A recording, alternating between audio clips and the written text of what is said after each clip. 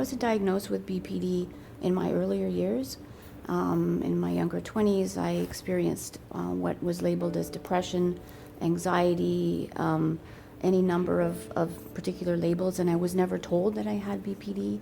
And it wasn't until my late 40s, which is a lot of years later, that finally a doctor said, you have BPD. And the sad part of it is I went back to get my medical records from years before that, and BPD was written all over them, but no doctor ever told me that's what I had. And so I never got the right treatment until much later, till 25 years later. I didn't get the proper treatment to get help. I wish that I, had it known sooner.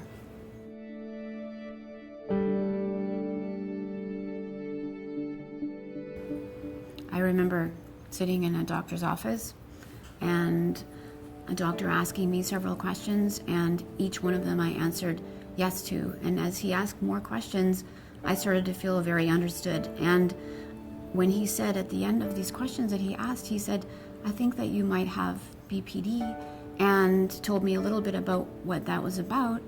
And I was so relieved, because I finally found out that someone is saying, you're not crazy, there is something going on, and there is a treatment for it, and we can get you help. And so it was this amazing feeling of relief that I now knew what was going on. It didn't feel like just depression, it didn't feel like just anxiety, it felt like something more was going on. So I was so pleased that finally someone told me.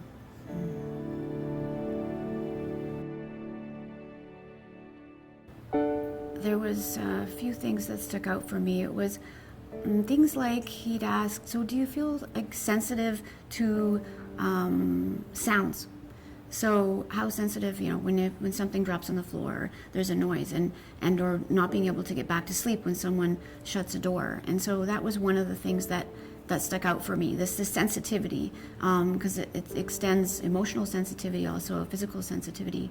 And also some of the other things were having a hard time with self-identity, so really not sure who I am, and sort of being who I need to be in any given moment, depending on the situation, and never really truly knowing who I am exactly and what I stand for. That was another thing that really stood out for me. Also, what stood out for me was the self-harm. I spent a lot of time, especially my early years, with overdose after overdose, cutting. I spent over a year in different lengthy time periods in a hospital in my teen years, and so self-harm was a big thing. I haven't been much into sort of outward anger and displays. I'm more of an inward type, where a lot of anger and emotions go inward, and so I experience sort of depression and the self-harm being, I think, a part of experiencing that kind of thing.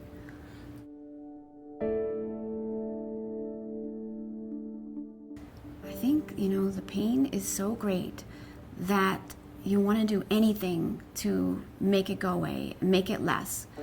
Substances, cutting, all of the self-harm, overdosing, even for a brief moment, if you can feel better, just a little bit, it's worth it in the moment. And so self-harm is a desperate way of making the pain stop. And often we cut ourselves because, feeling a pain on the outside of our body is easier to deal with than the pain that's inside our body. And it feels better to engage in those behaviors.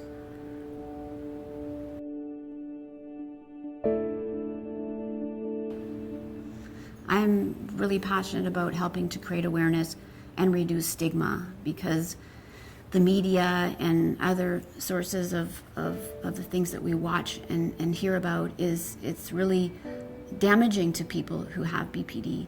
And I want to speak up and I want to speak out, because I don't want to be part of the stigma. I know that for myself, and I work with people and I help people with BPD, and I don't want to be the person who doesn't stand up. And so I'm doing this video to hopefully help others. If we don't stand up and speak up about this, then we feed the stigma, and it'll continue to be. So I hope that I can inspire people to stand up and speak out.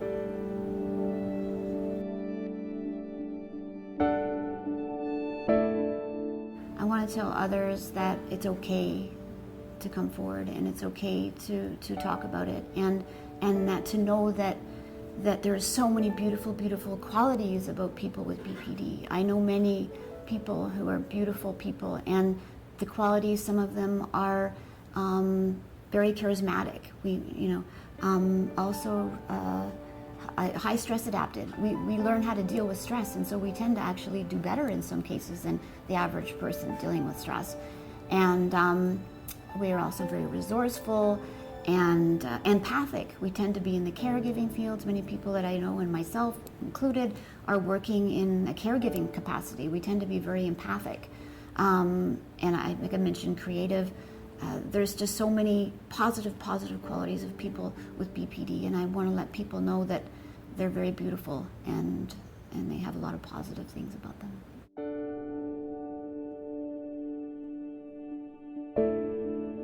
I've learned that I have so much to offer, that the experience and this disorder, if you call it, has been a gift for me.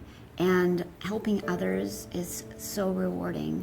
And learning the skills, learning the DBT skills, and knowing how great they've worked in my life and seeing them work in other people's lives is just a wonderful achievement. I'm so happy that I have this to offer other people.